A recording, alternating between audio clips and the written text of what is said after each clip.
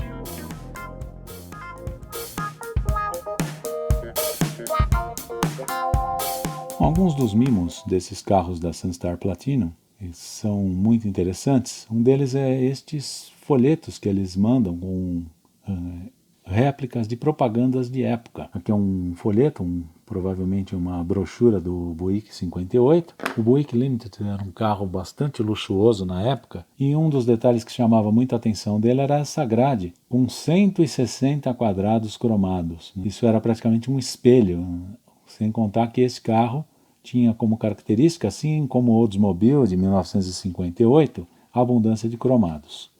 Aqui dentro, as linhas elegantes do carro, dá para perceber que ele tinha cromados para todos os lados, desde o friso que descia na linha traseira, até essa soleira cromada aqui da lama traseira, e esses frisos diagonais também no rabo de peixe, que era bem típico desses anos 50.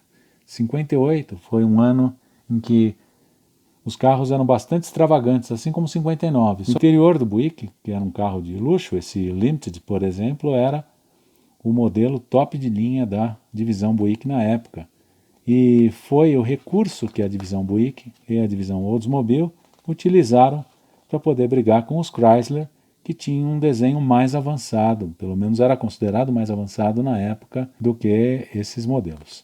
Lembrando que a divisão Chrysler era a divisão de luxo da Chrysler Corporation e as divisões Buick e Cadillac eram as divisões de maior luxo da General Motors, sendo que a divisão Buick era para aqueles que queriam um carro de luxo, mas não queriam toda a ostentação do Cadillac.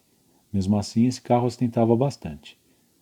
Muito bonito o estofamento desse carro, né, desse modelo conversível. E aqui tem algumas características do carro, inclusive fazendo a propaganda. Na foto esquerda, aqui a família simplesmente cozinhando no calor. E na foto direita, a vantagem do ar-condicionado no Buick. Dá para perceber, inclusive, que na foto direita, a silhueta das janelas é exatamente a silhueta das janelas do Buick na foto esquerda. Provavelmente seja um carro da concorrência. Aparentemente é um carro da Ford. Aqui o ar-condicionado portátil, que era disponível para o carro. E as opções de rádio, de relógio, o painel almofadado para segurança. Enfim, todos os equipamentos que existiam como opcionais nesses carros, este carro tinha disponíveis. Inclusive, um detalhe interessante é esse aqui que fala da direção, que era uma direção hidráulica, né? A pena para simbolizar que era muito leve.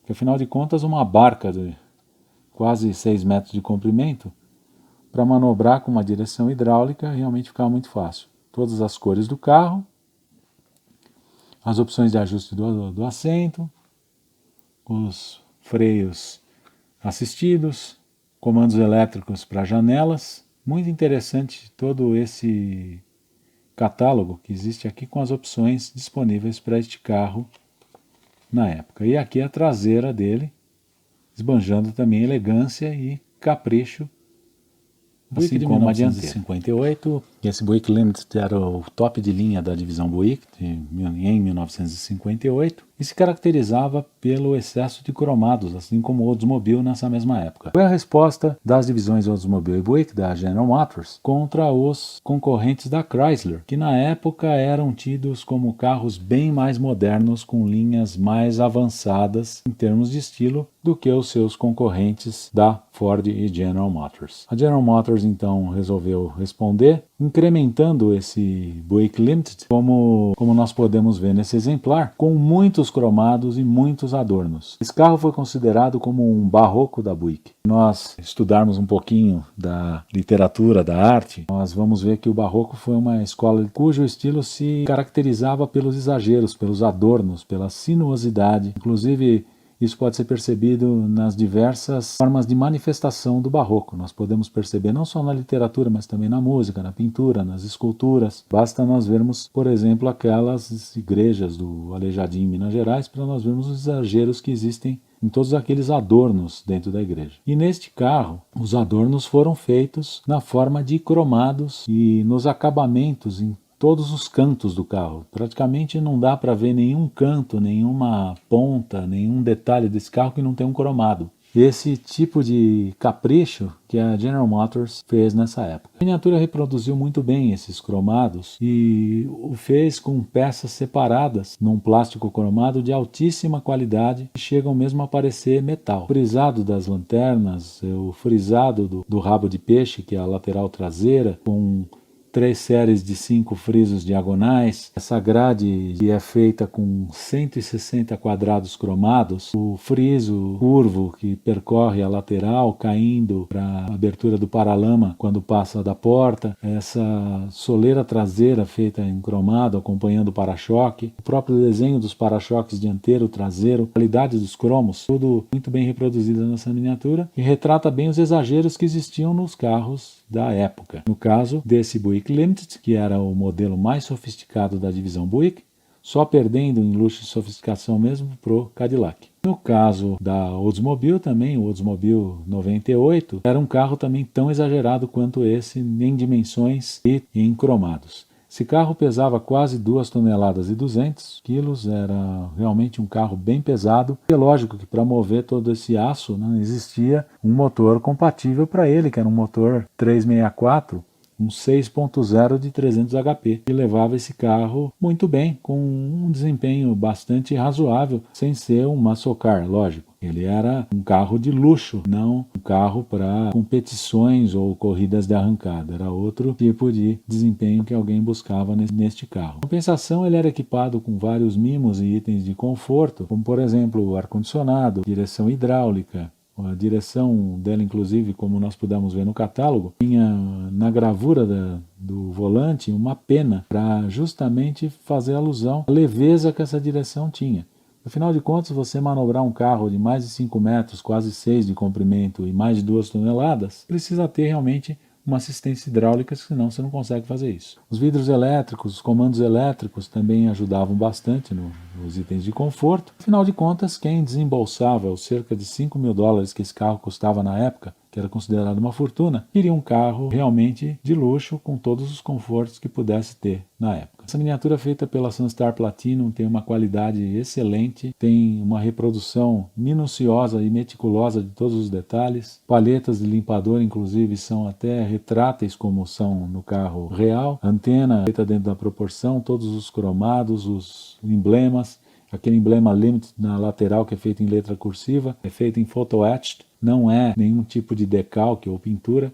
As letras Buick que tem no capô são feitas também com photo-etched. Os demais emblemas também são todos feitos em peças separadas e photo-etched. Não é um carro com detalhes pintados, como acontece em muitos outros. E mesmo os apliques cromados que sejam, porventura, feitos em peças estampadas no carro, são feitos também com lâmina. Eles são laminados no carro mesmo, como folheados mesmo. Não são pintados. Paraçóis retráteis, os bancos que basculam, as rodas que esterçam, todas as partes móveis e uma riqueza de detalhe em um requinte no acabamento que em muito poucas marcas a gente consegue ver. O cofre do motor do Buick feito com perfeição, com detalhes realmente incríveis e meticulosos, o que é típico dessa linha Sunstar Platina. E neste caso, um enorme V8 de 300 HP, que era o 364, um motor de 6 litros, realmente motor bastante robusto e de bastante desempenho.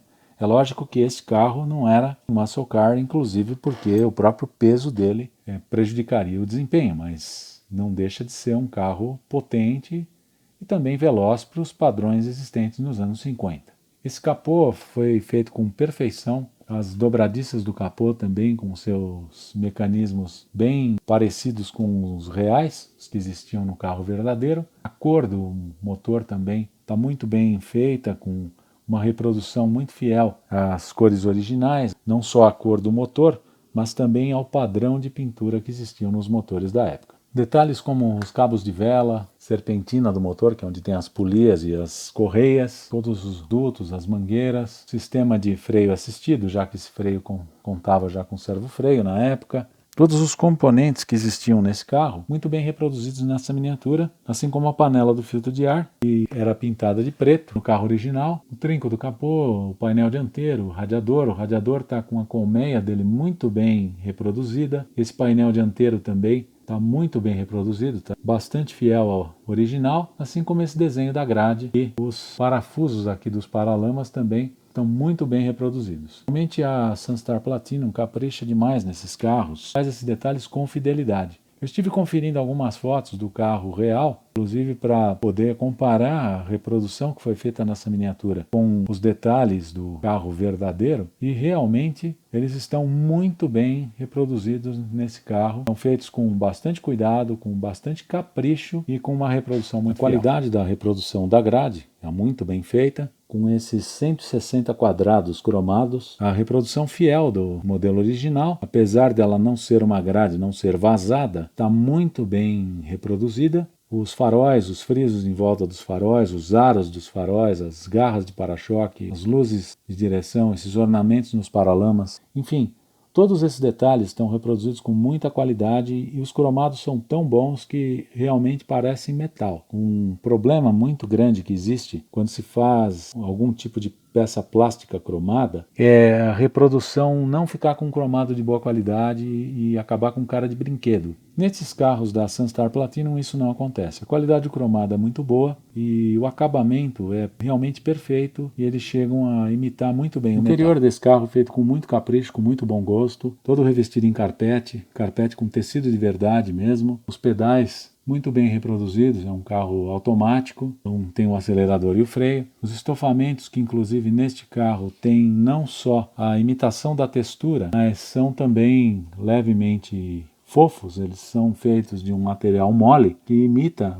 inclusive o estofamento. O mesmo detalhe se observa nessa forração da porta. Essa forração da porta imita realmente como era feito o estofado da época e além de ter esse acabamento, ele tem aquela textura que não fica com cara de plástico, mas sim com cara do material que era usado para o revestimento dessa porta nesses carros. Os cromados também são muito bem feitos. Essa manivela aqui é do quebra-vento, que esse quebra-vento funcionava com manivela, não era um quebra-vento simplesmente que se abria com a mão. Era o mesmo tipo de mecanismo que existia nos Galaxies. Aqui é a alavanca da trava e aqui os botões dos vidros, como estão no catálogo. Esses volantes muito elegantes que existiam na época, com aro branco imitando uma cor de marfim e o cromado do aro da buzina e também dos raios do volante. O painel também era todo cromado, tinha uma série de cromados. Aliás, cromado era o que não faltava nesse carro. como até dá para perceber aqui em volta das janelas, e o painel em cima almofadado por uma questão de segurança, conforme se dizia lá no catálogo. Na época, esses carros estavam começando a ter alguns itens se preocupando com a segurança passiva dos ocupantes. Aqui do lado do passageiro, os detalhes do luxo desse carro, como o painel, a tampa do porta-luvas, ali embaixo, o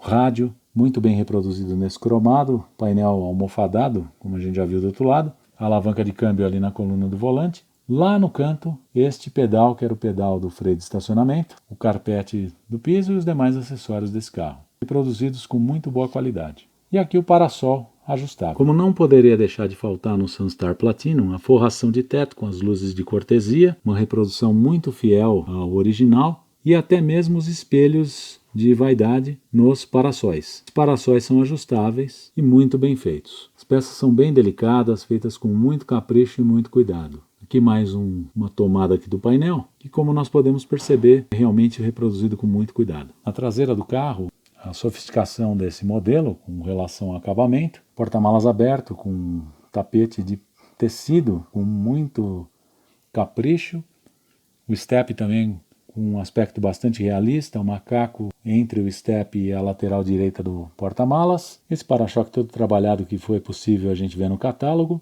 com as luzes de ré incorporadas nesses bicos. Esse tipo de para-choque era chamado de Dagmar Bumpers nos anos 50, teve o auge nos anos 50. E esse Dagmar foi por causa de uma mulher chamada Dagmar, na época, que usava uns sutiãs assim, bicudos, né, daqueles que davam um determinado formato. E por causa desse formato, esses tipos de garras de para-choques ou bicos de para-choque acabaram tendo esse apelido. Foi algo que na época não gerou nenhum tipo de polêmica nem nada, ficou até uma coisa engraçada. É um estilo de para-choque, é uma nomenclatura que até hoje é usada para os para-choques desses carros dos anos 50. Desenho da lanterna toda frisada, feita com muito cuidado, por baixo, com muito capricho. Os detalhes realmente são muito ricos. Começar por estas suspensões dianteira e traseira que são funcionais, o chassi com as longarinas muito bem detalhadas, o assoalho, os escapes com cor de metal, o motor e o câmbio feito numa peça à parte, e o cardan, neste caso é fixo, não gira, a suspensão é funcional. Bastante interessante o desenho dela. E os demais detalhes. O carro realmente é muito elegante. Carro. E um outro mimo bastante agradável que veio com este Buick foi esse jogo de malas. Elas não abrem, mas são muito bem reproduzidas. Parecem malas de couro. São muito bem feitas e combinam bem com um carro luxuoso. Seria um carro de executivo dos anos 50.